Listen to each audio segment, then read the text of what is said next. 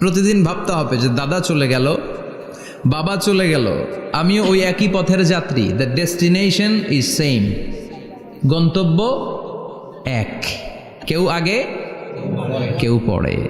এটাই ওয়াজ, এটাই দামি ওয়াজ। এটা মনে রাখলেই মানুষ আর চুরি করতে পারে না, মিথ্যা বলতে পারে না, ইফটিজিং করতে পারে না, পরকিয়া করতে পারে না, মতের বিরুদ্ধে গেলে তারে রামদা দিয়ে কোপাইতে পারে না। চিল্লা এখন ঠিক কিনা? এটাই হচ্ছে ইসলাম। আখিরাতের স্মরণ, যিকরাদ্দার, চলে যেতে হবে। ছোট্ট আছি, বড় হব। এই যে দাড়ি পাকা মুরব্বীরা যারা আছেন, ওনার মায়ের পেট থেকে তো এরকম সাদা দাড়ি নিয়ে বেরিয়েছিল না? ছোট্ট বাচ্চা হয়ে এসেছিল, ওনারা ওয়া ওয়া করে কেঁদেছে। শৈশব, কৈশোর, যৌবন, প্রৌঢ়ত্ব, বার্ধক্য, বয়সের ভার, চুল আর দাড়ির শুভ্রতা। আগে ছিল সিঙ্গেল, হয়েছে ডবল, এরপর হয়েছে মেয়ের বাপ, এরপরে শ্বশুর, এরপরে নানা। This is the circle of life. এটাই সার্কেল, রাউন্ড, এভাবে ঘুরে আবার চলে যেতে হবে। এই চিন্তাটা যদি মাথায় থাকে, ওই লোক টেন্ডারবাজি করতে পারে? চাঁদাবাজি, ইফটিজিং, মিথ্যা বলতে পারে? যৌতুক খেতে পারে? এজন্য সবসময় give yourself the reminder of আখিরা। আখিরাতের রিমাইন্ডার নিজে দেন। অন্যায় হয়ে গেলে, ভুল হয়ে গেলে রিমাইন্ডার দেন যে থাকতে আসি নাই, চলে যাব। কেউ থাকতে পারে নাই, নবীরাও পারে নাই। যেই মালাকুল মাউত রুহু কবজ করে, ওই ফেরেশতা থাকতে পারছে? চলে গেছে। আমাদেরকে চলে যেতে হবে। আল্লাহ বুঝার তৌফিক দাও। তো সূরাতু ইয়াসিন থেকে আজকে আমরা কথা শুনবো, ইনশাআল্লাহ। পড়েন যতটুকু আমাদের সাধ্যে কুলায়। এই সূরার অনেক ফজিলত, ছোটবেলা থেকেই সূরা ইয়াসিনের অনেক ফজিলতের কথা আমরা শুনেছি না? বিশ্বনবী বলেছেন, ইন্না লিকুল্লি শাইইন কলবান ওয়া কলবুল কোরআনি সূরাতু ইয়াসিন। সব জিনিসের একটা কলব আছে, হৃদয় আছে, অন্তর আছে, আর কোরআনের কলবের নাম হচ্ছে সূরা ইয়াসিন। বিশ্বনবী বললেন, ইন্না লিকুল্লি শাইইন কলবান, সব জিনিসের একটা কলব আছে। ওয়া ইন্না কলবাল কোরআনি সূরাতু ইয়াসিন, আর কোরআনের কলবের নাম হলো সূরাতু ইয়াসিন। মান ক্বারাআ সূরাতা ইয়াসিন মাররা ওয়াহিদা, একবার সূরাতু ইয়াসিন তেলাওয়াত করলে 10 পারা কোরআন খতমের সওয়াব হয়ে যায়। বিশ্বনবী বলতেন, ইন্না ফিল জাসাদি মুদগা, দেহে একটা গোশতের টুকরা আছে। ইযা সালুহাত সালুহাল জাসাদু কুল্লু, এই দেহের গোশতের টুকরা যদি ভালো হয়ে যায়, পুরো দেহটারে ভালো করে দেয় কে? আল্লাহ। এই দেহের গোশতের টুকরাটা যদি পচে যায়, পুরো দেহটারে নষ্ট করে দেয় কে? বিশ্বনবী বললেন, আলা ওয়াহিয়াল কলব, ওই টুকরাটার নাম হলো কলব। টুকরাটার নাম কি? এজন্য কলবের মধ্যে আল্লাহর জিকির বসাইতে হবে। কি বসাবেন? নাকি আয়না বসাবেন? আয়না বসায় না? আয়না বসাইয়া দে মোর দয়াল বাবা, কেবলা কাবা, সব মুখস্থ। আয়না বসাইয়া দে মোর। নবীর কলবে আয়না বসায় নাই নবী। সেদিন আবু বকর, ওমর ফারুক, কেউ আয়না বসাইছে? আবু হানিফা, শাফিঈ, এরা কলবের মধ্যে আয়না বসাইছে? বসাইছে জিকির। চিল্লায় বলেন, বসাইছে কি? এজন্য আল্লাহ বললেন, আলা বিযিক্রিল্লাহি তাতমাইন্নুল কুলুব। দুনিয়ার কোনো জিনিস দিয়ে কলব ঠান্ডা হয় না, দুনিয়ার কোনো জিনিস দিয়ে কলব পরিচ্ছন্ন হয় না। কলব শুধু পরিচ্ছন্ন হয় একটা জিনিস দিয়ে, লা ইলাহা ইল্লাল্লাহ, লা ইলাহা ইল্লাল্লাহ, লা ইলাহা ইল্লাল্লাহু মুহাম্মাদুর রাসূলুল্লাহ সাল্লাল্লাহু আলাইহি ওয়াসাল্লাম। তাহলে কোরআনের একটা কলব আছে। আমাদের দেহে যেমনি কলব আছে, প্রতিটা প্রাণীর যেমনি কলব আছে, অন্তর আছে, কোরআনেরও কলব আছে না নাই? কোরআনের কলবের নাম? চিল্লায় বলেন, কোরআনের কলবের নাম? আবার বিশ্বনবী বলতেন, ইকরাউ আলা মাউতাকুম সূরাতা ইয়াসিন, তোমাদের মুমূর্ষু ব্যক্তিদের সামনে বসে সূরাতু ইয়াসিন তেলাওয়াত করো। রূহ চলে যাবে, মৃত্যুর একেবারে দ্বার প্রান্তে দাঁড়িয়ে এই মুহূর্তে তার পাশে বসে পড়তে আরম্ভ করেন, ইয়াসিন ওয়াল কুরআনিল হাকীম ইন্নাকা লামিনাল মুরসালিনা আলা সিরাতিম মুস্তাকিম। ওই ব্যক্তির ঈমানের মৃত্যু দান করে দিবে কে? আল্লাহ। মৃত্যুর কষ্ট হালকা করে দিবে কে? আল্লাহ। আবার বিশ্বনবী বলতেন, রাত্রিবেলা যে ব্যক্তি একবার সূরাত ইয়াসিন তেলাওয়াত করে ঘুমাতে যায়, সকালবেলা নিষ্পাপ অবস্থায় তারে ঘুম থেকে জাগাবে কে? আল্লাহ। তাহলে এই সূরার মর্যাদা কম কম না বেশি বেশি? কলবুল কোরআন, এটা কোরআনের কলব, একবার পড়লে 10 পড়ার সওয়াব। আবার মুমূর্ষু ব্যক্তির সামনে বসে সূরা ইয়াসিন তেলাওয়াত করতে বলা হয়েছে, তাহলে মৃত্যুর কষ্টরে হালকা করে দেয় কে? আল্লাহ। আবার রাত্রিবেলা সূরা ইয়াসিন তেলাওয়াত করলে সকালবেলায় নিষ্পাপ বানায় দেয় কে? আল্লাহ। মনে থাকবে? কোরআনের কলবের নাম কি? ভুলে যাবেন না তো? বেশি বেশি তেলাওয়াত করতে রাজি আছেন? সকাল সন্ধ্যা তেলাওয়াত করবেন তো? সূরা ইয়াসিন ছাড়াও এই সূরার অনেকগুলো নাম তাফসীর গ্রন্থে পাওয়া যায়। এই সূরার একটা নাম হচ্ছে সূরাতুল কাদিয়া। সূরাতুল কাদিয়া, তাকদি হাজাতা কারিইহা। যে এই সূরা তেলাওয়াত করে ওই তেলাওয়াতকারীর যে হাজত আছে, প্রয়োজন আছে, এই সূরার বরকতে আল্লাহ তার প্রয়োজন পূরণ করে দেয়। আমাদের জীবনে প্রয়োজন আছে না নাই? কার কাছে চাইবো? বিপদে পড়লে কারে বলবো? আমরা বিপদে পড়লে প্রথমে শেয়ার দেই ফেসবুকে। কোথায় শেয়ার? আগে শেয়ার দিব কার কাছে? মনে থাকবে? বিপদে পড়লে ফেসবুকে শেয়ার দিব না, বন্ধুরে শেয়ার করব না, বউয়ের কাছেও পরে শেয়ার করব, আগে শেয়ার করব কার কাছে? মনে থাকবে? এজন্য বিশ্বনবী বলতেন এই সূরার নাম সূরাতুল কাদিয়া, মানুষের হাজত পূরণ করে দেয়। এই সূরা তেলাওয়াত করে যদি আপনি আল্লাহর কাছে কোনো বিপদ থেকে পানা চান অথবা কোনো প্রয়োজন নিয়ে দোয়া করেন, সূরার বরকতে প্রয়োজনটা পূর্ণ করে দেয় কে? আল্লাহ। কেউ যেটা পারে না পারে কে? আল্লাহ। কেউ যেটা দেয় না দেয় কে? আল্লাহ। কেউ যেটা শোনে না শোনে কে? আল্লাহ। তাহলে পেলাম সূরাতুল কাদিয়া। আরেকটা নাম আছে সূরার, সেটা হচ্ছে সূরাতুল আযীমা, সুমহান সূরা। কি সূরা? সুমহান, আযীমা। এই আযীম আর আযীমা এই শব্দ দুইটা অনেক দামি, আল্লাহ যে কোনো জায়গায় ব্যবহার করেন নাই। বিশ্বনবীর চরিত্রের উপমা দিতে যে আল্লাহ আযীম শব্দ বলেছেন, তাই না? রব্বুল আলামিন বলেন ওয়া ইন্নাকা লাআলা খুলুকিন আযীম। ও নবী, সাধারণ কোন চরিত্র আপনারে আমি দেই নাই, আপনারে আমি দিয়েছি আযীম একটা চরিত্র। খুলুকুন আযীম, and verily indeed you are on a very good standard of character. অসাধারণ চরিত্র দিয়েছে। বিশ্বনবীর চরিত্র বুঝাতে যে আল্লাহ কি শব্দ ব্যবহার করেছেন? কথা বলে না, তাফসীর শিখে যেতে হবে। কোন শব্দ ব্যবহার করেছেন? আযীম। আবার আল্লাহ নিজের পরিচয় দিতে যে আযীম বলেছেন, ওয়ালা ইয়াউদুহু হিফযুহুমা ওয়া হুয়াল আলিয়্যুল আযীম। সুবহানাল্লাহ। আকাশ জমিনের নিয়ন্ত্রণ করতে যে আল্লাহ কখনো ক্লান্ত হয় নাকি? কারণ তিনি হচ্ছেন আল আলিয়্যুল আযীম। আল্লাহু আকবার। তার মানে নবীর চরিত্রের ক্ষেত্রে আযীম, আল্লাহর নিজের সত্তার ক্ষেত্রে আল্লাহ বললেন আযীম। আবার বললেন কিয়ামতের দিন গোটা পৃথিবীটারে আমি নাড়িয়ে দেব, গোটা পৃথিবীতে একটা আমি ভূমিকম্প দিব। এই কথাও কোরআনে আছে না নাই? ইযা জুলজিলাতিল আরদু জিলজালাহা আল কারিয়াতু মাল কারিয়া। পুরো পৃথিবী কাঁপিয়ে দিব। এই কাঁপাকাঁপিটা ওই দিনের ভূমিকম্পটা কি অন্যান্য সময়ের ভূমিকম্পের মতো হবে? এই ভূমিকম্পকে আল্লাহ বলেছেন আযীম। ইন্না জালজালাতাস সাআতি লা শাইউন আযীম। সেদিনের ভূমিকম্প সাধারণ কোনো আর্থকোয়েক নয়, সাধারণ ভাইব্রেশন না, এটা আযীম। আবার আল্লাহ কোরআনকেও আযীম বলেছেন, ওয়ালাকাদ আতাইনাকা সাবআম মিনাল মাসানি ওয়াল কুরআনাল আযীম। ও নবী, আমি আপনার নিত্য পাঠনীয় সপ্তবাক্য সূরাতুল ফাতিহা দিয়েছি, সাথে সাথে কোরআনে আযীম দান করেছি। সুবহানাল্লাহ। তার মানে কোরআনের ক্ষেত্রে আযীম, কিয়ামতের ভূমিকম্প এটা আযীম, আল্লাহ নিজেও আযীম, বিশ্বনবীর চরিত্র। আবার এই সূরাটাও যেহেতু দামি, এজন্য এই সূরার নাম সূরাতুল আযীমা, সূরাতুল সুমহান সূরা। এটা যেন তেন সূরা নয়, এটা তো কোরআনের কলব। কলব ছাড়া মানুষ বাঁচে? হার্ট ফাউন্ডেশনে যেয়ে দেখবেন মানুষের কি অবস্থা। হৃদরোগ, হৃদয় যার নষ্ট, তার যে কত কষ্ট। এই যে কি পরানো লাগে এখন? রিং পরায়, এনজিওপ্লাস্টি করে আর্টারি ব্লক করে ফেলে। চর্বি, এত চর্বি আমরা খাই, এত গরুর গোশত আমরা খাই। মনে রাখবেন, যেই প্রাণীর পা বেশি ওইটার ভিতরে কোলেস্টেরল বেশি। মাছের কয় পা?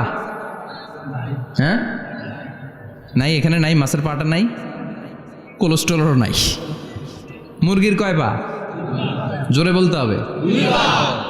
তার মানে কিছু কোলেস্টেরল আছে না নাই? গরুর কয় পা? কোলেস্টেরল বেশি না কম?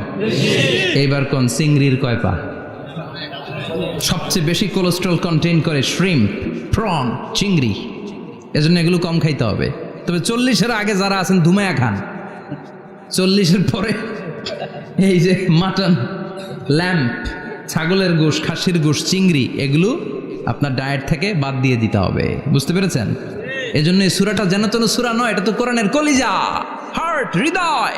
এজন্য সূরাটা সূরাতুল আযীমা। সুবহানাল্লাহ পড়েন।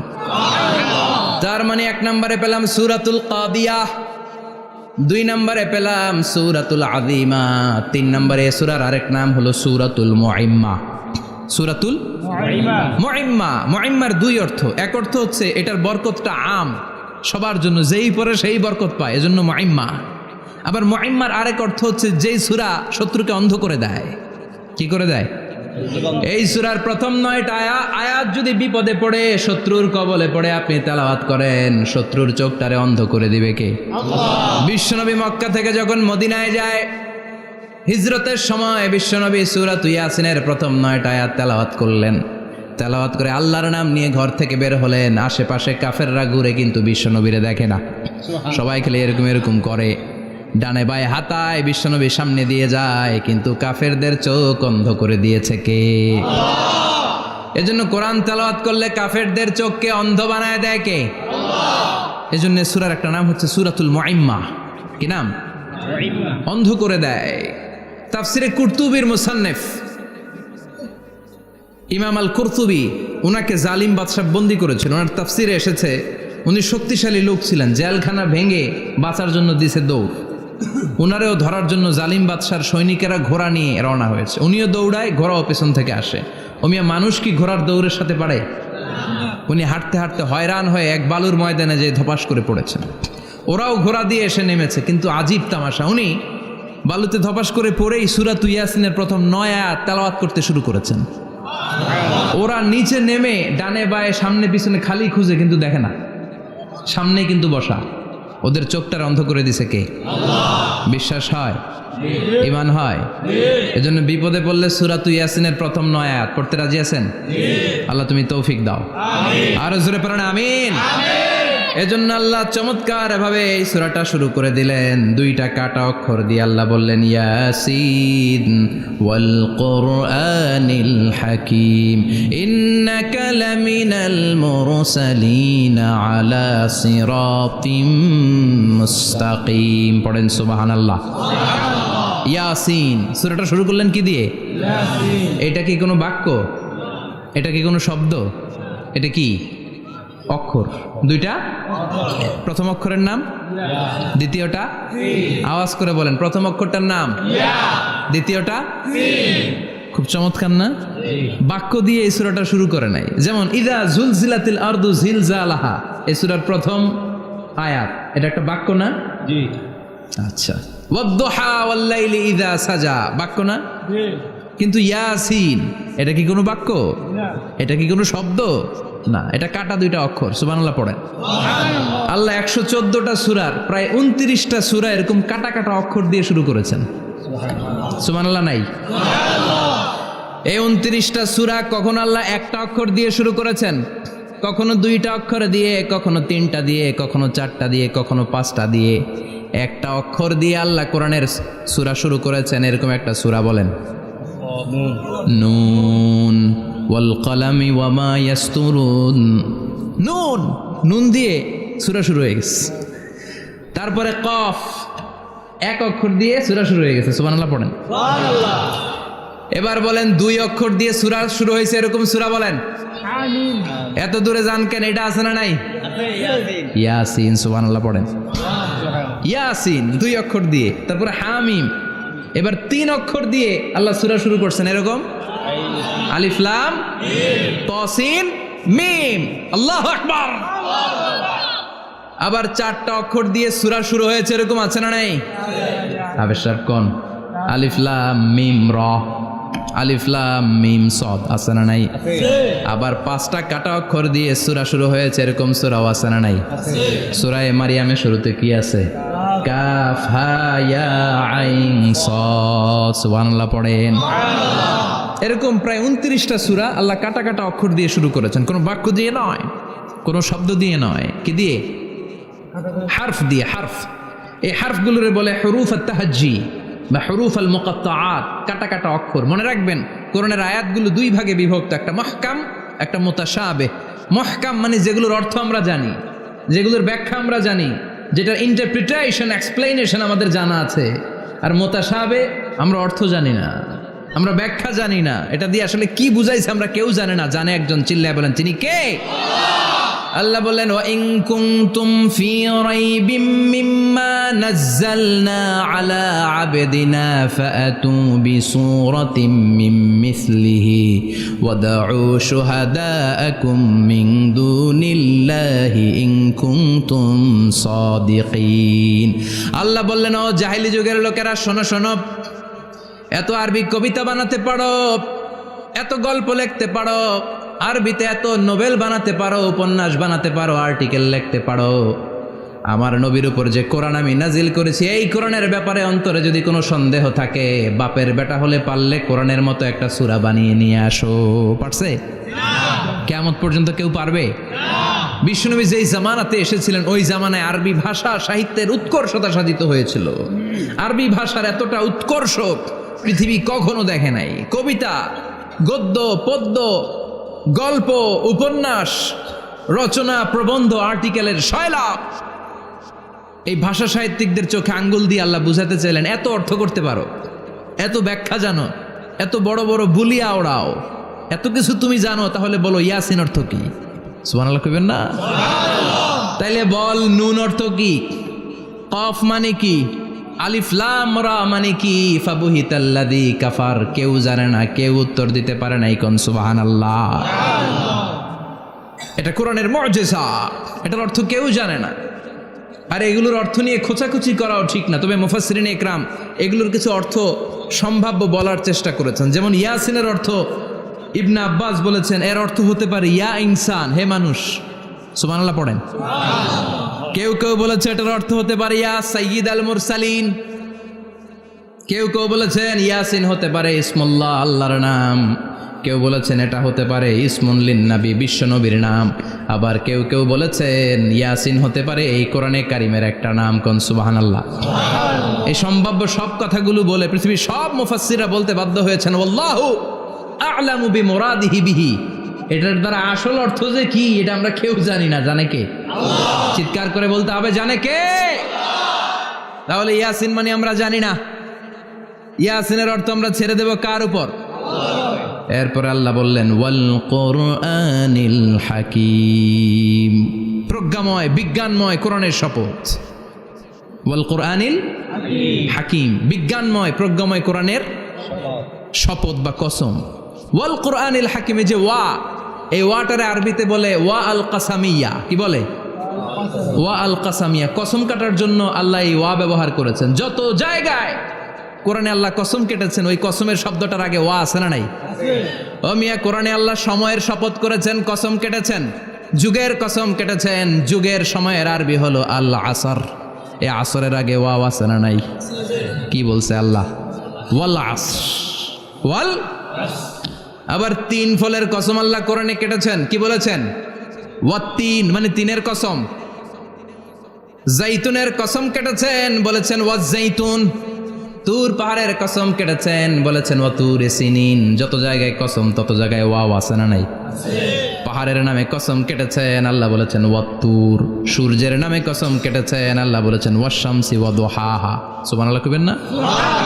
ফজরের নামে কসম কেটেছেন, কি বলেছেন? ওয়াল ফাজর। জিলহজ মাসের প্রথম 10 রাতের কসম কেটেছেন, কি বলেছেন? ওয়াল লায়ালিন আশর। জোর আর বেজরের কসম কেটেছেন, আল্লাহ বলেছেন ওয়াশ-শাফঈ ওয়াল ওয়াতর। সূরা ইয়াসিনে কাটা কাটা 2টা অক্ষরের পরে রব্বুল আলামিন কোরআনের কসম কেটেছেন। এজন্য আল্লাহ বলেছেন ইয়াসিন ওয়াল কুরআনিল হাকীম। ইয়াসিন ওয়াল কুরআনিল হাকীম, প্রজ্ঞাময়, বিজ্ঞানময় কোরআনের শপথ। কোরআনের মধ্যে বিজ্ঞান আছে না নাই? বেশি না কম? বিশ্বাস হয় না নাস্তিক্য কথা বিশ্বাস হয়?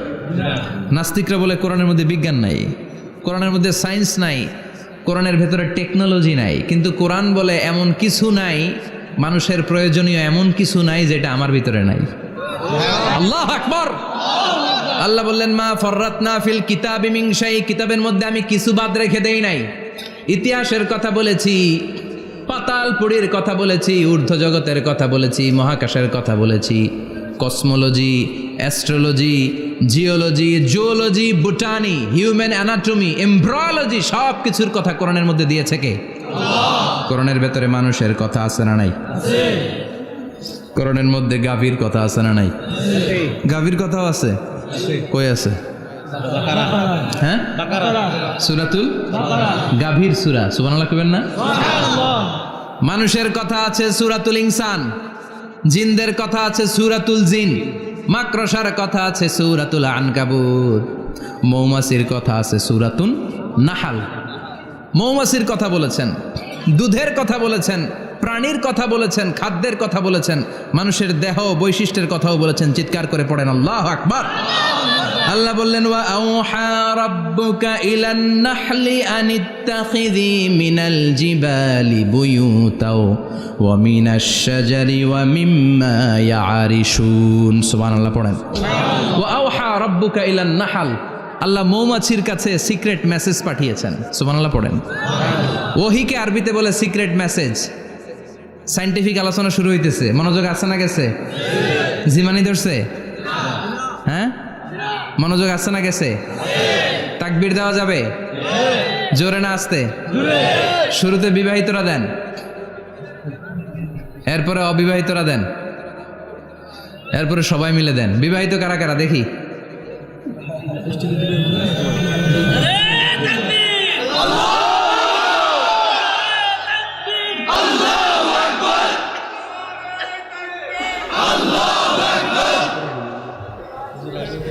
বিবাহিতরা অবিবাহিতরা দিবেন না? শুরুতে বিবাহিতরা দেন, তারপরে অবিবাহিতরা দেন, তারপরে সবাই মিলে দেন। বিবাহিতরা রেডি?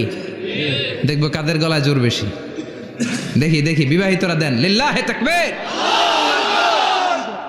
মাশাআল্লাহ। এবার অবিবাহিতরা রেডি? আওয়াজ নাই, হেরে যাবে আজকে, হেরে যাবে। রেডি? তাকবীর দাও। লিল্লাহি তাকবীর।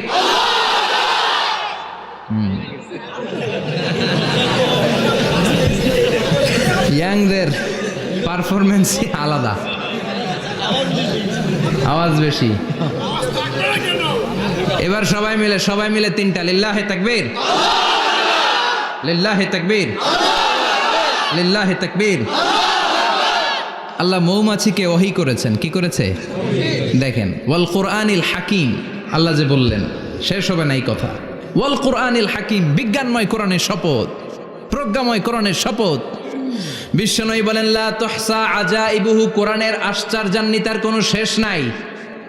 ওয়ালা তাবলা গারাইবুহু, কোরআন কোনোদিন কারো কাছে পুরাতন মনে হয় না। ফিহি মাসাবিহুল হুদা, কোরআনের মধ্যে আছে হেদায়েতের মশাল। ওয়া মানারুল হিকমা, কোরআন হলো বিজ্ঞানের সুউচ্চ মিনার। লা তুহসা আজাইবুহু, কোরআনের আশ্চর্যান্বিতার শেষ নাই। যতই পড়বেন আপনি আশ্চর্য হয়ে যাবেন, যতই স্টাডি করবেন, যতই অধ্যয়ন করবেন, আপনার চোখকে খুলে দিবে কে? আল্লাহ। ওয়ালা তাবলা গারাইবুহু, কোরআন কখনো পুরাতন হয় না। পুরান হয় নাকি? যার বয়স 50 বছর ধরে নামাজি মানুষ, প্রতি নামাজের প্রত্যেক রাকাতে কোন সূরা পড়া লাগে? তো 50 বছর যদি কেউ নামাজি হয়, তাহলে কত লক্ষবার উনি সূরা ফাতিহা পড়ছে উনি নিজে জানে? তারপরেও কোনোদিন কি মনে হয়েছে সূরা ফাতিহাটা একটু পুরান পুরান লাগে? আজকে কুল হল্লা দিয়ে শুরু করুন। কথা বলেন, পুরান লাগছে কোনোদিন? এত পড়ছি এটা, আজকে আর এটা না, আজকে আর একটা, এরকম মনে হয়? বলা চাপলা গারাইবহু, পুরান লাগে না। প্রতিদিন নতুন, প্রতিনিয়তই নতুন, অলওয়েজ নিউ, সব সময় নতুন। এজন্য বিশ্বনবী বললেন লা তুহসা আজাইবুহু, কোরআনের আশ্চর্যান্বিতার শেষ নাই। ওয়ালা তাবলা গারাইবুহু, কোরআন কখনো পুরাতন হয় না। ফিহি মাসাবিহুল হুদা, কোরআনের মধ্যে আছে হেদায়েতের মশাল। ওয়া মানারুল হিকমা, কোরআন হলো বিজ্ঞানের সুউচ্চ মিনার। সুবহানাল্লাহ। আল্লাহ বললেন ওয়া আওহা রাব্বুকা ইলান নাহাল, আমি মৌমাছির কাছে মেসেজ দিলাম, সিক্রেট মেসেজ। আনিত্তাখিযি মিনাল জিবালি বুয়ুতা, তোমরা পাহাড়ের মধ্যে তোমাদের বাড়ি বানাও, মৌচাক বানাও। অমিনা সাজার, গাছের মগ ডালে, বড় বড় ডালে তোমরা বাসা বানাও।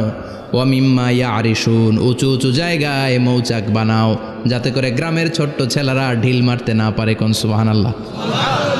মৌমাছির আল্লাহ শিখাই দিছে। নিচু জায়গায় কোনোদিন মৌমাছির বাসা দেখবেন? নিচু জায়গায় সহজে নাগাল পাওয়া যায়, ধরা যায়। কথা কন। ডাল বে মগ ডালে ওঠা লাগে মধু খাইতে চাইলে। চিল্লায় বলেন ঠিক কিনা? আল্লাহ সিক্রেট মেসেজ দিলেন আর বললেন আনিত্তাখিযি। আলেম যারা আছেন বলেন তো, ইত্তাখিযি এটা কি মুজাক্কারের সিগা না মুয়ান্নাসের সিগা? কথা কইতে হবে। কেউ নাই এটার উত্তর দেওয়ার মতো? মুয়ান্নাস। মাশাআল্লাহ, এটা স্ত্রীবাচক শব্দ। আল্লাহ মৌমাছিকে যে মেসেজ করছে পুরুষ মৌমাছিরে কয় নাই, এটা নারী মৌমাছিরে কইছে। চিল্লা এখন সুবহানাল্লাহ। এখন গবেষণা করে দেখা গিয়েছে কার্ল ভন ফ্রিচ, একজন অস্ট্রিয়ান বিজ্ঞানী, উনি এটা নিয়ে গবেষণা করে 73 সালে 1973-তে নোবেল পেয়ে গেছে। এই আয়াতের উপর গবেষণা করে আল্লাহ কেমন করে সিক্রেট মেসেজ দিয়েছেন, কেমন করে মৌমাছি মৌচাকের বাসা বাঁধে, কেমন করে মধু আহরিত হয়, এটার উপর গবেষণা করে উনি একটা বই লিখেছেন, দ্য ডান্সিং বিজ। নেচে যাওয়া মৌমাছিগুলো, নাচতে নাচতে যেতে থাকা মৌমাছিগুলোর উপর একটা বই লিখে, দ্য ডান্সিং বিজ লিখে উনি নোবেল প্রাইজ পেয়েছেন এই মধুর উপরে। চিল্লায় পড়েন আল্লাহু আকবার। এখন কোরআনের আয়াত থেকে বোঝা গেল আনিত্তাখিযি মিনাল জিবালি বুয়ুতা। আল্লাহ নারী মৌমাছিকে বলেছেন মৌচাক বানাও, তোমাদের মধু রাখার জন্য বাসা বানাও। কার্ল ভন ফ্রিচ গবেষণা করে পেয়েছে মৌচাকের বাসা বানানো হয়, মধু আহরণ করা হয়। যেই মৌমাছিটা নেতৃত্ব দেয় এটা পুরুষ মৌমাছি নয়, এটা হলো মহিলা মৌমাছি। কোন সুবহানাল্লাহ। পুরো মৌচাকের মধ্যে মধু আহরণ, মধু নেওয়া, পুরো প্রসিডিউরটা সারার জন্য কোনো পুরুষ মৌমাছি লিডিং দেয় না, লিডিং দেয় একটা নারী মৌমাছি, স্ত্রী মৌমাছি। এজন্য ইত্তাখিয, ম্যাসকুলিন জেন্ডার ইউজ না করে আল্লাহ বলেছেন ইত্তাখিযি। নারী মৌমাছিকে আল্লাহ অ্যাড্রেস করে বলেছেন যাও মৌচাক বানাও আর এটার মধ্যে মধু আহরণ করো। চিল্লায় পড়েন আল্লাহু আকবার।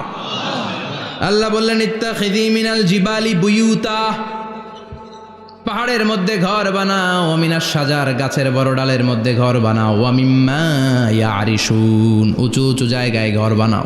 উনি গবেষণা পেয়েছেন এই মধুর মধ্যে অসাধারণ কিছু ন্যাচারাল অ্যান্টিসেপটিক আছে। কি আছে? Natural antiseptic. এটার নাম হচ্ছে প্রপিলিস। প্রপিলিস নামে একটা লিকুইড পাওয়া যায় মৌচাকের মধ্যে। এটা কাটা জায়গায় লাগা দিলে স্যাভলন, ডেটল কিছু লাগানো লাগবে না। ওই প্রপিলিসের কারণে আপনার কাটা জায়গা এমনি শুকিয়ে যাবে। সুবহানাল্লাহ পড়েন। দ্বিতীয় বিশ্বযুদ্ধে রাশিয়ান যত সৈনিকরা যুদ্ধে আহত হতো, ওরা আলাদা করে অ্যান্টিসেপটিক খাইতো না, ওরা মধু আইনা লাগাই দিত আর সুস্থ হয়ে যেত। সুবহানাল্লাহ পড়ে। নিউজিল্যান্ডের কিছু বিজ্ঞানীরা আবিষ্কার করেছে মৌমাছির হুলের ভিতরে রেমিটিক ফিভারের অ্যান্টিবায়োটিক আছে। অনেকের বাত জ্বর হয়, বাতের ব্যথা থাকে না? থাকে, মুরব্বীদের বেশি হয়। ওই জায়গার মধ্যে যদি আপনি মৌমাছি এনে ঢুকাই দিতে পারেন, মৌমাছির হুল লাগাই দিতে পারেন, ভালো হয়ে যাবে। মৌমাছি যখন হুল ফুটে আরাম লাগে না অনেক? খাইছেন? কামড় খাইছেন? হ্যাঁ, মজা লাগে। তো নিউজিল্যান্ডের এই গবেষকরা এরা আবিষ্কার করেছে যে মৌমাছি যদি হুল ফুটিয়ে দেয়, ওইখানে বাতের ব্যথা থাকলে, বেদনা থাকলে এটা ভালো হয়ে যাবে। আমি নিজে দেখেছি, বিবিসি একটা ডকুমেন্টারি। ইজিপশিয়ান একজন ফিজিশিয়ান, চিকিৎসক, উনি ওনার বাতের ব্যথায় আক্রান্ত যত রুগীরা আছে ওদের গায়ের মধ্যে মৌমাছি এনে এনে নিজে নিজে হুল ফুটায়। রুগী চিৎকার মারে, ও মাগো, ও আল্লাহ গো, কিন্তু একদিন পরে ব্যথা নাই, আর কয় ভালো হয়ে গেছি। সুবহানাল্লাহ কইবেন না? তো এজন্য এই কার্ল ভন ফ্রিচ 1973-তে দ্য ডান্সিং বিজ লেখে গোটা বিশ্বকে তাক লাগিয়ে দিয়েছে। তার গবেষণার প্রতিটি পয়েন্ট কোরআনের এই আয়াতের সাথে মিলে যায়। চিৎকার করে পড়েন আল্লাহু আকবার। এই যে আমরা মধু খাই, এই মৌচাকের ভেতরে অন অ্যান অ্যাভারেজ অ্যারাউন্ড 60,000 মৌমাছি থাকে। 3 ভাগে, একটা হচ্ছে কুইন বি, একটা মেল বি, আর একটা হচ্ছে ওয়ার্কার বি। একটা থাকে রানী মৌমাছি, এর নেতৃত্বে সবাই চলে। আর একটা থাকে মেল বি, পুরুষ মৌমাছি, বংশ বাড়ানোর জন্য এদের কাজে লাগে। আর সব হচ্ছে ওয়ার্কার বি, সবাই কাজ করে। আল্লাহ বললেন সুম্মা খুলি মিন কুল্লি সামারাত ফাসলুকি সুবুলা রাব্বিকি যুলুলা। আল্লাহ সিক্রেট মেসেজ দিয়ে বললেন গাছের উপরে বাসাবাদ, পাহাড়ের উপরে মৌচাকের বাসাবাদ, উঁচু উঁচু জায়গায় তোমরা তোমাদের বাসা বাঁধো। সুম্মা কুলি মিন কুল্লি সামারাত, এরপর এলাকার যত মিষ্টি মিষ্টি ফুল আছে ফল আছে ওখান থেকে রস নিয়ে আসো। সুবহানাল্লাহ। পুষ্পরস সংগ্রহ করে মধুগুলো, এটার বলে sweet nectar. They collect the sweet nectar from the flowers. এবং মধুর মধ্যে এত চমৎকার জিনিস থাকার কারণ হচ্ছে মৌমাছিগুলো ওই এলাকার সব ধরনের ফুল, ভালো ভালো সুগন্ধযুক্ত ফুল ফল থেকে রস নিয়ে আসে। তো ওই গাছগুলোর মধ্যে বনাজি গাছ আছে না নাই? ঔষধি গাছ আছে না নাই? এজন্য মধুরে বলা হয় সব রোগের ঔষধ। যত বনাজি ঔষধি গাছের নির্যাস আর পুষ্পরস আছে সব আল্লাহ মধুর ভিতরে ঢুকায়া মধুকে আল্লাহ ন্যাচারাল ভ্যাকসিন বানিয়ে দিয়েছেন। চিল্লায়ে পড়েন আল্লাহু আকবার। আল্লাহ বললেন সুম্মা কুলি মিন কুল্লি সামারাত, সব ফল আর ফুল থেকেই নেকটার পুষ্পরস নিয়ে আসো। ফাসলুকি সুবুলা রাব্বিকি যুলুলা, যেমন যেমন গিয়েছিলা পথ চিনায় আবার ফিরে আসো। ইয়াখরুজু মিন বুতুনিহা শারাব, এরপর তাদের পেট থেকে বের হয় শারাব। মুখতালিফুন আলওয়ানু, এক একটা মধুর কালার হয়ে যায় এক এক রকম। কোন সুবহানাল্লাহ। সরষে ফুলের মধু একটু সাদা সাদা হয় না? আমি হচ্ছি মধু খাওয়ার পোক। আমি দেশে বিদেশে যেখানে গিয়েছি ফ্রেশ হানি আমি অনেক খুঁজেছি। ইয়ামানি একটা মধু পাওয়া যায়, ইয়ামানের সাওয়াহিলি এলাকায়, পাহাড়ি এলাকায়, একেবারে কুচকুচে কালো। আবার অনেক মধু আছে কিছুটা খয়েরি এবং হলুদ বর্ণের, কিন্তু সরষে ফুলের যে মধুটা এটা অনেকটা সাদা। এই পুষ্পরস নিয়ে মৌমাছিগুলো মৌচাকের মধ্যে ঢেলে দেয় না, এগুলো খেয়ে ফেলে। প্রত্যেকটা মৌমাছির পেটের ভেতরে আল্লাহ 2টা করে স্টোমাক দিয়েছে, পাকস্থলী। সুবহানাল্লাহ পড়েন। এটাই কার্ল ভন ফ্রিচ দ্য ডান্সিং বিজ বইয়ের মধ্যে লিখেছে গবেষণায়, যে 2টা পাকস্থলী। একটা পাকস্থলী দিয়ে মৌমাছি খায়, নিজে খেয়ে বাঁচে, আর একটা পাকস্থলী দিয়ে এই ফ্লাওয়ার নেক্টার পুষ্পরস সংগ্রহ করে ওই পাকস্থলীতে রাখে। ওই পাকস্থলীর ভেতরে আল্লাহ একটা ন্যাচারাল এনজাইম দিয়েছেন, ওই এনজাইমের সাথে ওই পুষ্পরসটা মিক্সড হয়। তারপরে আরেকটা টিউব আছে, ওই টিউব দিয়ে মৌমাছি যে সে বাসার মধ্যে মৌমাছি যে সেখানে সাপ্লাই করে দিয়ে আসে, মধু ঢুকিয়ে দিয়ে আসে। চিল্লায় পড়েন সুবহানাল্লাহ। তার মানে বিষয়টা এমন না ফুলের রস নিয়ে মৌচাকের দিয়ে আসলো, ফুলের রস সে নেয়, তার স্পেশাল একটা স্টোমাকের মধ্যে ঢুকায়, সেখানে এনজাইম দিয়ে পাচক রস দিয়ে আল্লাহ এটাকে সমৃদ্ধ করে দেয়। তারপর আলাদা একটা নল দিয়ে টিউব দিয়ে মৌচাকের ভেতরে ঢুকিয়ে দেয়। কোন সুবহানাল্লাহ। কি অসাধারণ পদ্ধতিতে আল্লাহ মধু বানালেন। আর কি সুন্দর মধু হাতের মধ্যে লয়া জিব্বা দিয়া চাটে আর গান গায়, মধু হই হই বিষা বাইলা। আছে না নাই? আল্লাহ শুকরিয়া নাই? মধু খায় আর গান গায়, মধু হই হই বিষা বাইলা, অনহারণে ভালোবাসার দাম নদিলা। আছে না নাই? ডাকাই। তাই মধু খেয়ে শুকরিয়া করতে হবে কার? বসো, চিৎকার করে বলেন শুকরিয়া করতে হবে কার? আল্লাহ বললেন ইয়াখরুজু মিন বুতুনিহা, এটা মধু সরাসরি চলে আসে না, ওর পেট থেকে বের হয়। মুখতালিফুন আলওয়ানুহু, বিভিন্ন রঙের মধু আছে না নাই? ব্ল্যাক কালারের মধু হয়, হোয়াইট হানি হয়, অর্গানিক হানি হয়, ক্রিমড হানি হয়। কত ধরনের মধু যে আল্লাহ পৃথিবীতে রেখেছে তার ইয়ত্তা নাই। এরপর আল্লাহ বললেন ফিহি শিফাউন লিন্নাস, মধুর ভেতরে শিফা দিয়েছে কে? আল্লাহ। এজন্য বিশ্বনবীর খাদ্য তালিকার মধ্যে মধু আছে না নাই? বিশ্বনবী সুগন্ধযুক্ত ওলা মধু খেতেন, দুর্গন্ধযুক্ত ওলা কোনো মধু মুখে নিতেন না। সুবহানাল্লাহ। বিশ্বনবীর জামানায় মাগাফির নামে একটা মধু ছিল, দুর্গন্ধযুক্ত। এটা কখনো বিশ্বনবী মুখে নিতে চাইতেন না। সুগন্ধযুক্ত মধু সবসময় বিশ্বনবী খেতেন। বিশ্বনবীর স্ত্রীরা এই সুগন্ধিযুক্ত মধু বোতলের মধ্যে প্রিজার্ভ করে রাখতেন বিশ্বনবীকে দেওয়ার জন্য। বিশ্বনবী প্রাণ ভরে এগুলো পান করতেন। সুবহানাল্লাহ। বিশ্বনবী যে সমস্ত খাদ্যগুলো পছন্দ করতেন হাদিসে এসেছে, বিশ্বনবী রুটি খেতেন, খেজুর খেতেন। খেজুর, খেজুর চিনেন? বালাহ, তামার, দুধ খেতেন, এই মধু খেতেন, জব খেতেন, বার্লি খেতেন, লাউ খেতেন, রুম্মান, ডালিম ফল, আনার ফল, আনার চিনেন? আনার, এই আনার খেতে পছন্দ করতেন বিশ্বনবী। মাশরুম খেতেন, মাশরুম, মাশরুম চিনেন? ব্যাঙ্গের ছাতার মতো। রেস্টুরেন্টে ইদানিং মাশরুমের স্যুপ পাওয়া যায়, এটা খাবেন। যাদের চোখের জ্যোতিতে সমস্যা, দৃষ্টিতে সমস্যা খাবেন। হাদিসে এসেছে আল কামআতু মিনাল মান ওয়া মাউহা শিফাউন লিল আইন। মাশরুম হলো মান্না সালোয়ার মতো খাবার। মাশরুমের স্যুপ যারা খাবে, চোখের জ্যোতি যাদের কম তাদের চোখের জ্যোতি বাড়িয়ে দিবে কে? বুখারীর বর্ণনা, কানা রাসূলুল্লাহ ইউহিব্বুল হালাওয়া ওয়াল আসাল। বিশ্বনবী মিষ্টান্ন খেতে বড্ড পছন্দ করতেন, আবার বিশ্বনবী বেশি বেশি মধু খেতে পছন্দ করতেন। সুবহানাল্লাহ। কোরআনে দুইটা জিনিসের ক্ষেত্রে আল্লাহ শিফা যোগ করেছেন, যে দুইটা জিনিসের সাথে সম্পৃক্ত হলে শিফা। এক হচ্ছে কোরআন পড়লে শিফা, অনুনাজ্জিলু মিনাল কোরআনি মা হুয়া। আবার কোরআনে এই আয়াতের ক্ষেত্রে বলা হয়েছে শিফা ফিহি শিফাউন লিন্নাস। এজন্য সাইয়েদানা ইবনে মাসউদ এই উম্মাকে উদ্দেশ্য করে বলেছেন, আলাইকুম বিশিফাইন, তোমাদের উচিত দুইটা জিনিস থেকে শিফা নেয়া। এক হলো কোরআন, দুই হলো আসাল মানে মধু। কোন সুবহানাল্লাহ। কোরআন তেলাওয়াত করলে অসুস্থরে সুস্থ করে দেয় কে? সূরা ফাতিহা তেলাওয়াত করলে অসুস্থকে সুস্থ বানিয়ে দেয় কে? আবার মধু খেলে সুস্থ বানিয়ে দেয় কে? মধু খেয়ে প্রশংসা করবেন কার? নাকি মধু হই হই বিষাবাইলা বলবেন এগুলো কখনো? খাঁটি মধু খেতে হবে। খাঁটি মধু চিনার উপায় হচ্ছে এটাতে পিঁপড়া জমে না, এটা ফ্রিজে রাখলে জমাট বাঁধে না, এটাতে দুর্গন্ধ হয় না। এক গ্লাস পানির মধ্যে এক ড্রপ মধু ছেড়ে দিলে এটা পানির সাথে না মিশে একেবারে নিচে চলে যায়।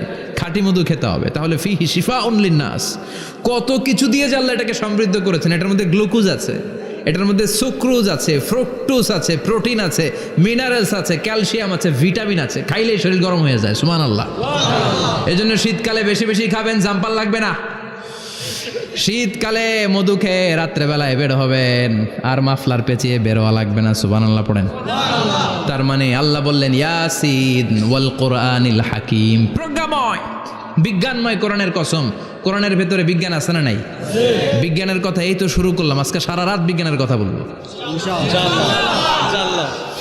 থাকবেন কতক্ষণ? হ্যাঁ, স্লোগান দেন লিল্লাহি তাকবীর।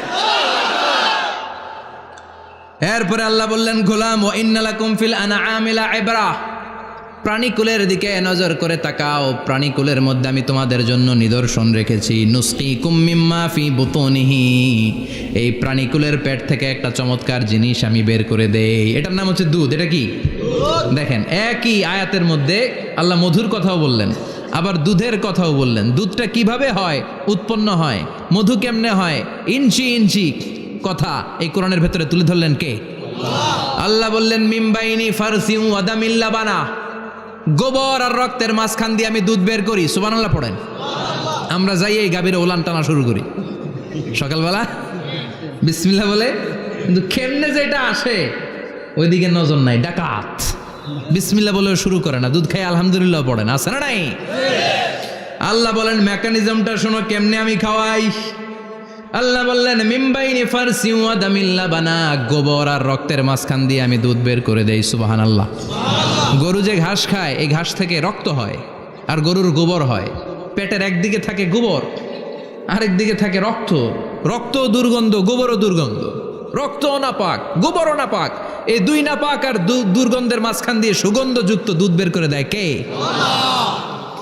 আল্লাহ বললেন মিমবাইনি ফারসি ওয়া দামিল লাবানা, গরু যে খাবারগুলো খায় ওই খাবারের এক পাশ দিয়ে গোবর হয়ে যায় আর এক পাশ দিয়ে রক্ত হয়ে যায়, মাঝখান দিয়ে দুধ বের করে দেয় কে?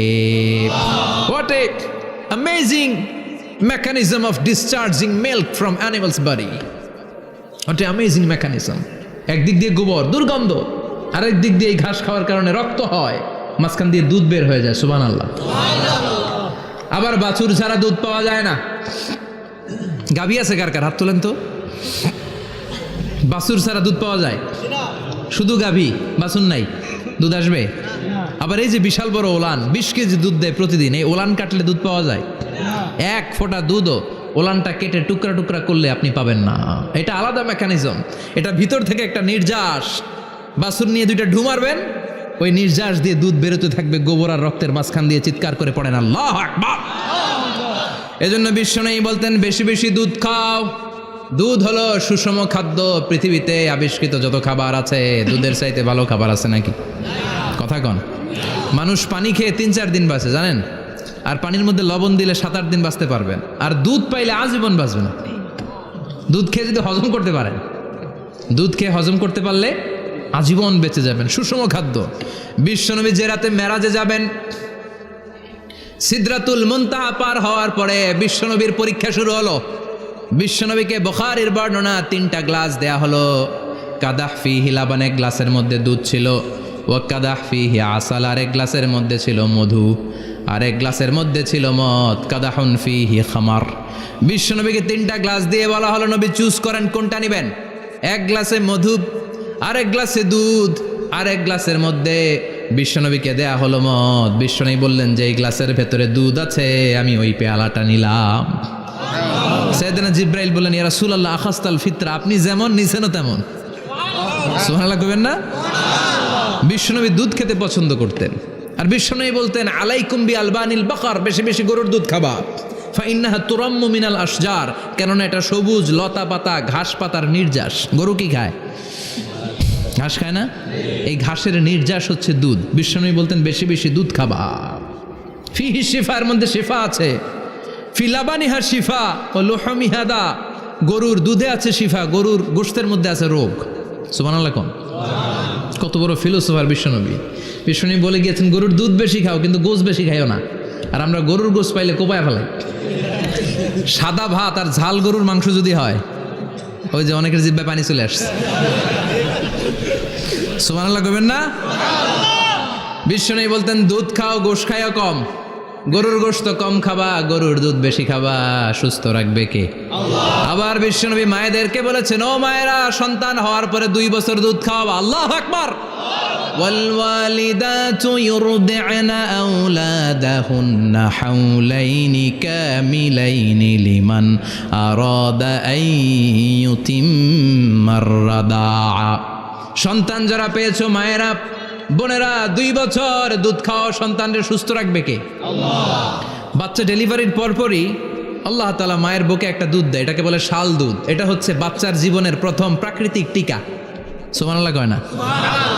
এটা বেবির জীবনে ন্যাচারাল প্রাকৃতিক টিকা, প্রতিষেধক আল্লাহ দিয়ে দিয়েছে। আপনার বাচ্চাকে টিকা দিন, স্লোগান আছে না? 5টা 7টা টিকা দেওয়া লাগে, প্রথম টিকাটা আল্লাহ নিজেই ফ্রি দিয়ে দিছে। এটা শাল দুধের ভেতরে পাওয়া যায়। এজন্য বাচ্চাকে শাল দুধ খাওয়াতে হবে, তার ব্রেনের গ্রোথ হবে, সে শক্তিশালী হবে, সে দেশপ্রেমিক হবে, সে আল্লাহওয়ালা হবে। চিল্লা এখন ঠিক কিনা? যে মায়েরা বাচ্চারে দুধ খাওয়ায়, ওই বাচ্চারা মায়েরে ভালোবাসে বেশি। আর যেই মাগুলো বাচ্চারে দুধ না খাওয়ায় আর ডানু খাওয়ায়, আর কি কি আছে, হরলিক্স আর সিরালেক, কমপ্লেট, যারা এগুলো খাওয়াবে, ডানু খাওয়াবে, যারা ল্যাকটোজেন খাওয়ায়, যারা বুকের দুধ খাওয়াতে চায় না কোনো কারণ ছাড়া, 2 বছর বাচ্চারে দুধ দিতে চায় না, এই বাচ্চাগুলো বড় হলে ওই মারে বৃদ্ধাশ্রমে দিয়ে আসবে। কথা কন, কথা কন। এজন্য মায়েরা বোনেরা সন্তান হলেই তাকে বুকের দুধ দিয়ে আল্লাহর পক্ষ থেকে যে টিকাটা, এই টিকাটা পেটের ভেতরে ঢুকায় দিতে হবে। চিল্লা এখন ঠিক কিনা? এটা হচ্ছে ন্যাচারাল টিকা। এজন্য আল্লাহ বললেন ইয়াসিন ওয়াল কোরআনিল হাকিম। ইয়াসিন, বিজ্ঞানময় কোরআনের শপথ। কোরআনের মধ্যে বিজ্ঞান আছে না নাই? অভাব নাই। কয়টা শুনবেন? আল্লাহ কসমোলজির কথা বলেছে, অ্যাস্ট্রোলজি কথা। কসমোলজি হচ্ছে সৃষ্টি তত্ত্ব। কসমোলজি কি? সবাই বলেন কসমোলজি কি? আল্লাহ বললেন আওয়ালাম ইয়ারাল্লাযীনা কাফারু আন্নাস সামাওয়াতি ওয়াল আরদা কানাতা রাতকান ফাফাতাকনাহুমা। কাফেররা কি দেখে না মহাবিশ্বের সব কিছু একসাথে মিলে ঝিলে ছিল, বিশাল এক বিস্ফোরণের মাধ্যমে আমি মহাবিশ্ব তৈরি করেছি। সুবহানাল্লাহ। আদিতে শুরুতে কিন্তু সব আকাশ, বাতাস, জমিন, চন্দ্র, সূর্য, নক্ষত্র, গ্রহ, নীহারিকা পুঞ্জ, গ্যালাক্সি, ব্ল্যাক হোল সব কিছু মিলেমিশে একসাথে ছিল। এটার ঘনত্ব ছিল খুব বেশি। মহাবিশ্বের সব কিছু ছিল একটা বিন্দু। এটাকে বিজ্ঞানীরা নাম দিয়েছে দ্য সিঙ্গুলারিটি, মহা একত্ব। এরপর একটা প্রচণ্ড বিস্ফোরণের মধ্য দিয়ে মহাবিশ্ব সৃষ্টি হয়েছে। এটার ওরা নাম দিয়েছে বিগ ব্যাং থিওরি। কি নাম? স্টিফেন হকিং মারা গেছে না গত বছর নাকি? হ্যাঁ, বছর খানিক আগে মারা গিয়েছে। সবচেয়ে বড় পদার্থবিজ্ঞানী ছিল। সে একটা বই লিখেছে, from the brief history of time, a brief history of time from big bang two black hole.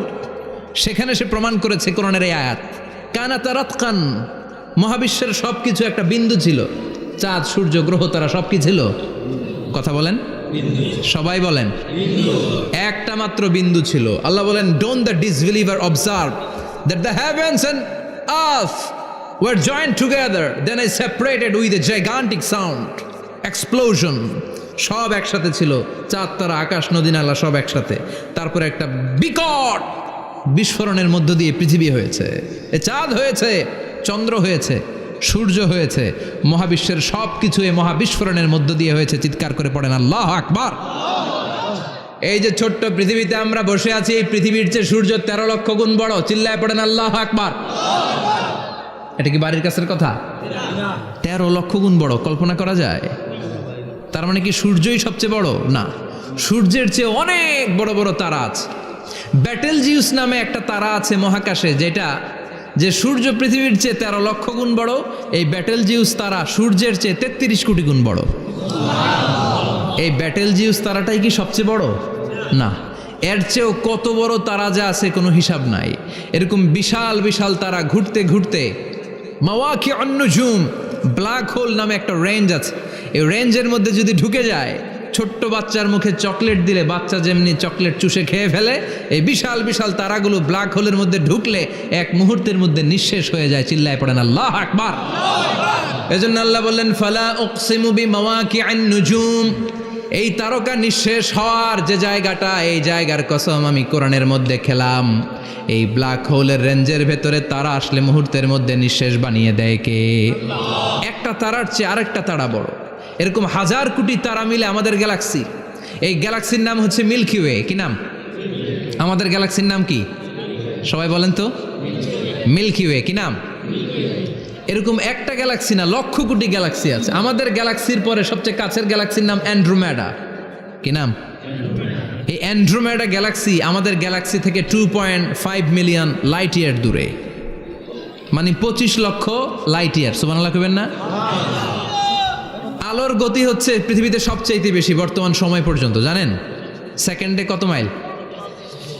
1,86,000 mile. 1 সেকেন্ডে আলো ছুটে 1,86,000 মাইল বেগে। এত বেগের কোনো প্লেন বা রকেট নিয়ে যদি আপনি আমাদের গ্যালাক্সি থেকে মিল্কি ওয়ে থেকে অ্যান্ড্রোমেডাতে যেতে চান, তাহলে আপনার 25 লক্ষ বছর লেগে যাবে। সুবহানাল্লাহ বাড়িতে যায় বললেন। এরপর আল্লাহ বললেন ওয়াস-সামাআ বানাইনাহা বিআইদিন ওয়া ইন্না লামুসিউন, আকাশ আমি বানালাম, গ্যালাক্সি আমি বানালাম, বানানোর পর থেকে সবগুলোর আমি প্রশস্ত করতে শুরু করে দিলাম। সব ছিল ক্ষুদ্র, একটা বিন্দুর মধ্যে আমি বিস্ফোরণ করলাম একটা আওয়াজ দিয়ে। আওয়াজটা ছিল কুন। আওয়াজটা ছিল কি? জোরে কন, আবার কন। কুন ফায়া ইন্নামা আমরুহু ইযা আরাদা শাইআন আন ইয়াকুলা লাহু কুন ফায়াকুন। আল্লাহ যখন কিছু করতে চান শুধু বলেন কুন, শুধু বলেন বি। কুন মানে বি, ইট ওয়াজ, এটা হয়ে যায়। হাও বলতে দেরি। এই মহাবিস্ফোরণের নেপথ্যে যে শব্দটা ছিল সেটা ছিল কুন। সেটা ছিল কি? আল্লাহ কুন বলতে দেরি, মুহূর্তের মধ্যে বিগ ব্যাং, বিশাল এক্সপ্লোশন, তারপর থেকে মহাবিশ্ব ছড়াচ্ছে। আল্লাহ বলছেন এই কোরআনের ভেতরে বলে দিয়েছেন ওয়া ইন্না লামুসিউন, আমি এই মহাবিশ্বকে, এই গোটা ইউনিভার্সকে আমি প্রতিনিয়ত সম্প্রসারিত করছি। প্রতিনিয়ত এটা বড় হচ্ছে, সম্প্রসারিত হচ্ছে। চিল্লায় বলেন আল্লাহু আকবার। আজ থেকে মাত্র 20 বছর আগে এটা তারা আবিষ্কার করেছে। এটা কোন সাল? 2019। 20 বছর পেছনে গেলে কত? 1998, তাই না? এই 1998 সালে তারা আবিষ্কার করেছে সুপারনোভা কসমোলজি প্রজেক্ট। এই সুপারনোভা কসমোলজি প্রজেক্টে তারা এই সিদ্ধান্তে এসেছে যে মহাবিশ্ব কোন নামক এক বিস্ফোরণের পর থেকে যে সম্প্রসারিত হচ্ছে, আজ পর্যন্ত এটা শুধু বাড়ছে আর বাড়ছে, অ্যাক্সেলারেটিং হচ্ছে, এক্সপান্ডিং হচ্ছে, এটা কমছে না। কিয়ামত পর্যন্ত এটা বাড়তেই থাকবে। চিৎকার করে পড়েন আল্লাহু আকবার।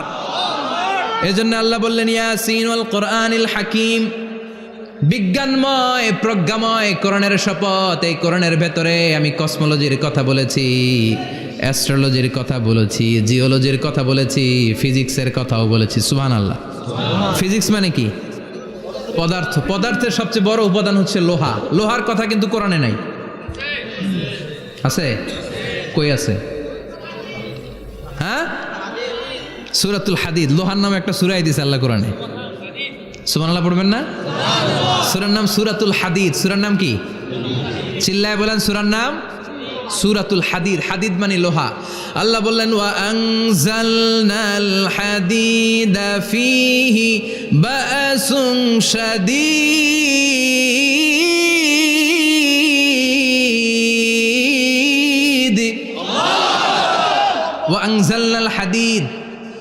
ফিহি বাসুন শাদীদ, আমি লোহা নাজিল করলাম আর লোহার ভেতরে আমি ভয়ঙ্কর শক্তি ঢুকাইয়া দিলাম। সুবহানাল্লাহ।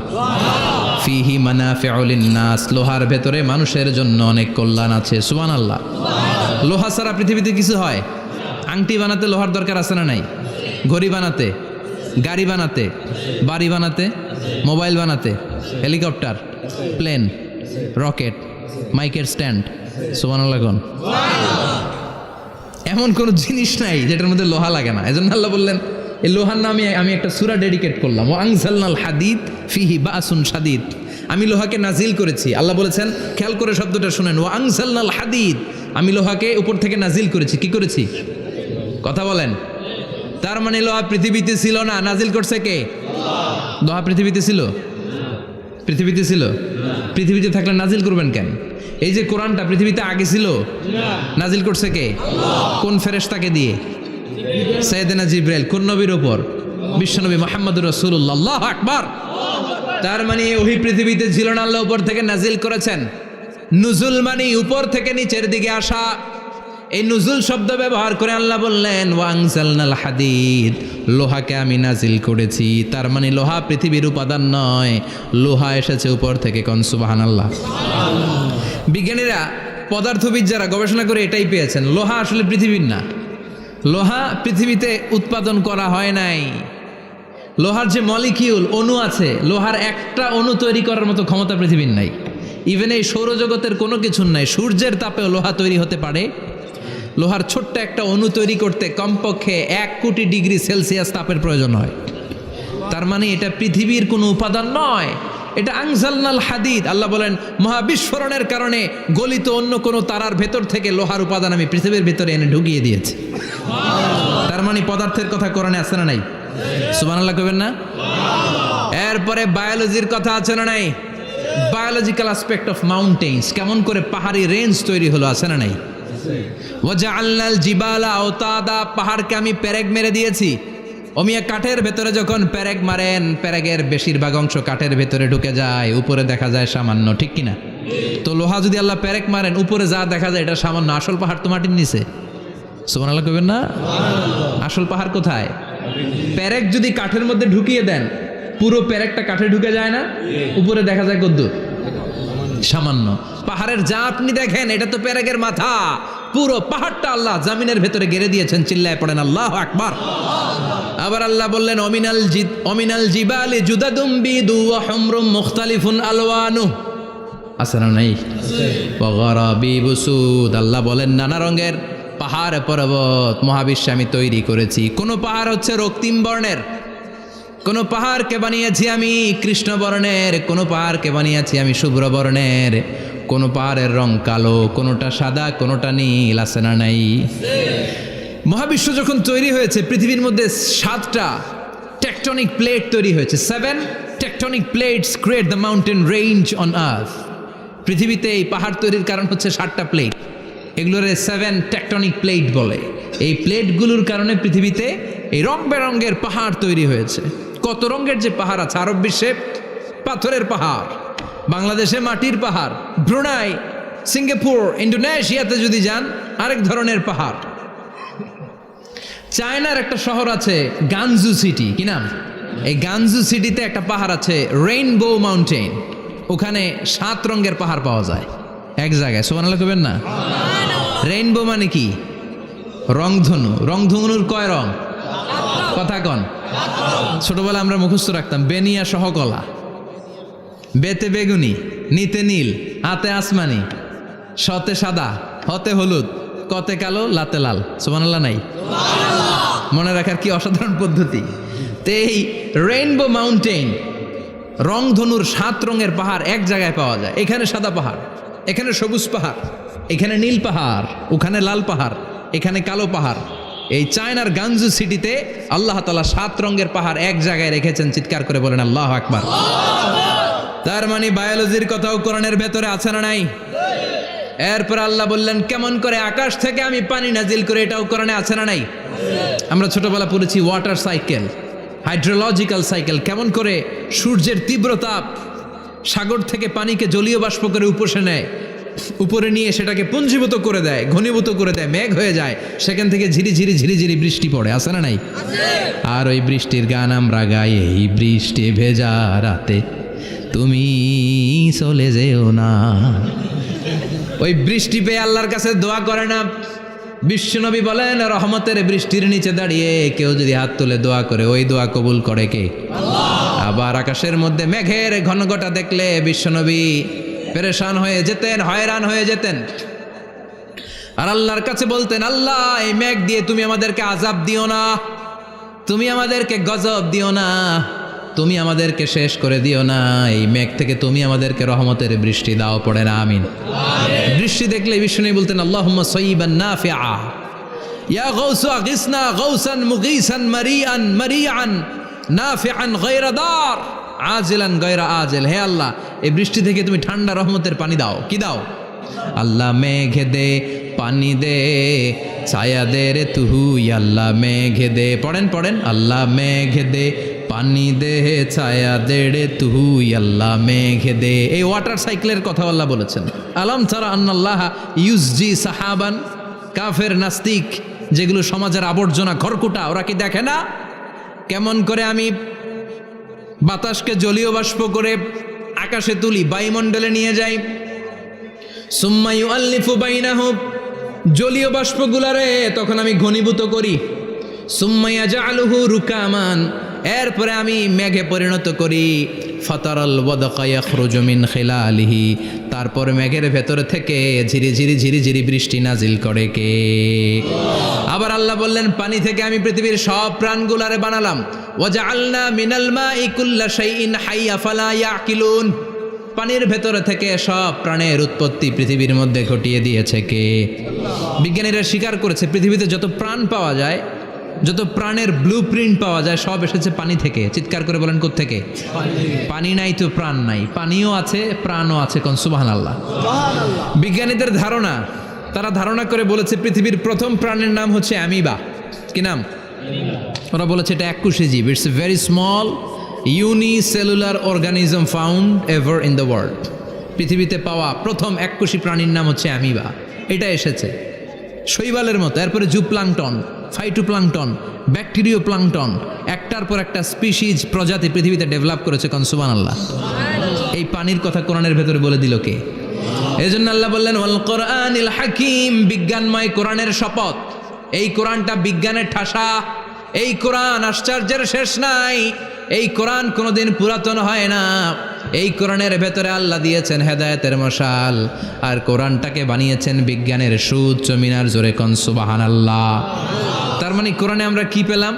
দুধের কথা পেলাম, মধুর কথা পেলাম, কিভাবে ডায়েট করবেন সেটা আমরা পেলাম, আমরা কসমোলজি পেলাম, অ্যাস্ট্রোলজি পেলাম, বায়োলজি পেলাম, ফিজিক্স পেলাম, ওয়াটার সাইকেল পেলাম। এবার পাতালপুরীর কথার দরকার আছে না নাই? পৃথিবীর একেবারে গভীরতম গভীরে কি আছে? এটা কিন্তু কোরআনে নাই, আছে। পৃথিবীর মাঝখানে যে উত্তপ্ত লাভা আর আগুন, এটা আপনারা জানেন? পৃথিবীর উপর দিয়ে আমরা ঠান্ডা পৃথিবীতে ঘুরে বেড়াই, কিন্তু এর ভিতরে কিন্তু আগুন, লাভা। আল্লাহ কোরআনের মধ্যে ফুটন্ত টকবগে সাগরের কসম খেয়েছেন। আল্লাহ বলেছেন, ওয়াল বাহারিল মাসজুর,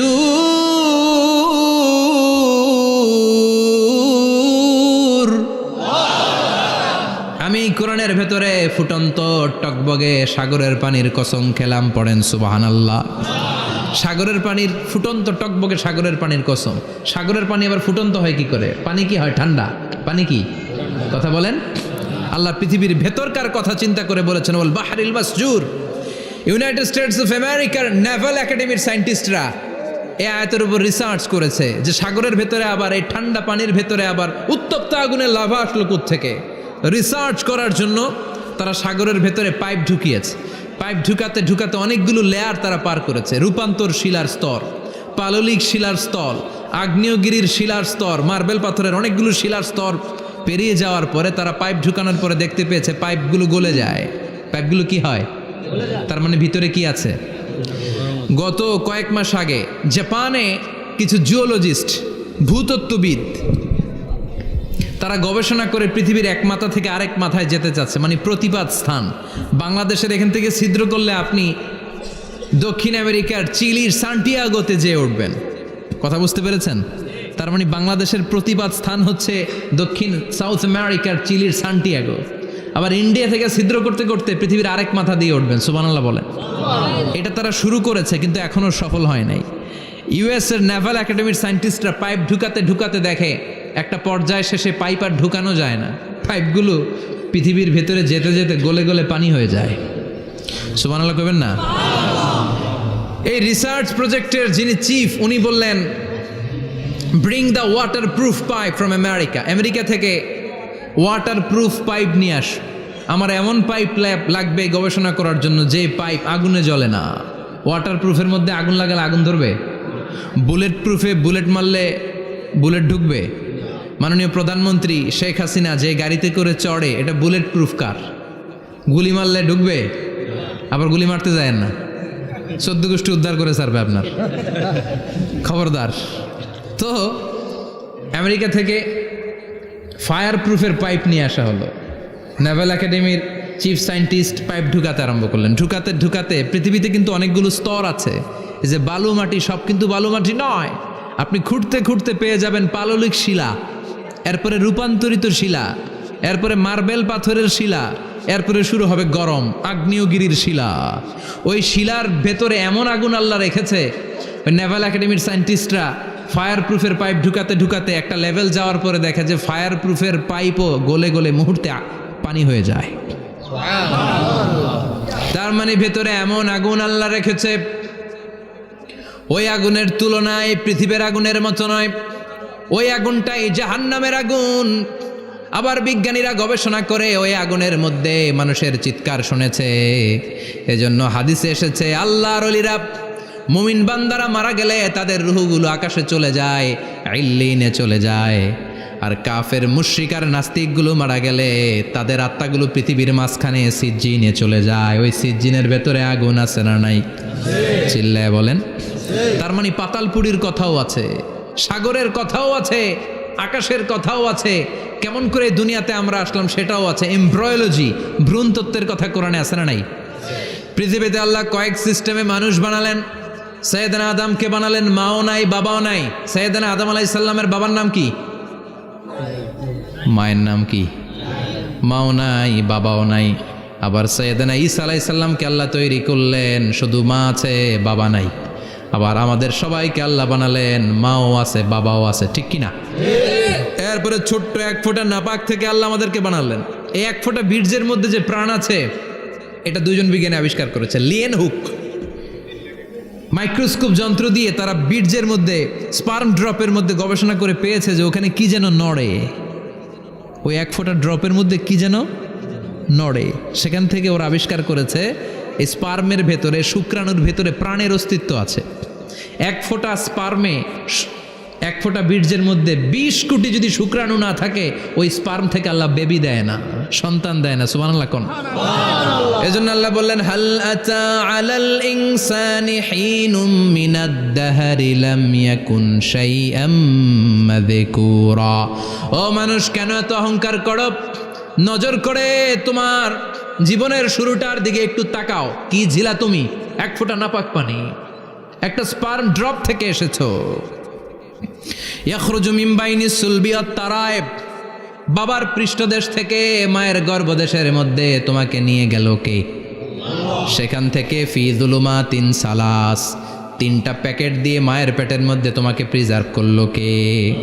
আল্লাহ প্রত্যেকটা স্টেজ কোরআনে বলে দিয়েছেন। ফি যুলুমাতিন সালাস, 3টা অন্ধকার প্রকোষ্ঠে আল্লাহ আমাদেরকে প্রিজার্ভ করেছেন।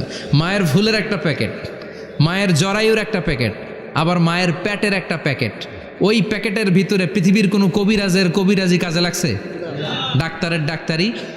কোন কবিরাজ আমগরে খাওয়াইছে? চিল্লায় বলেন, তিনি কে? এরপর আল্লাহ বললেন, ফি যুলুমাতিন সালাস, ওইটা অন্ধকার ছিল।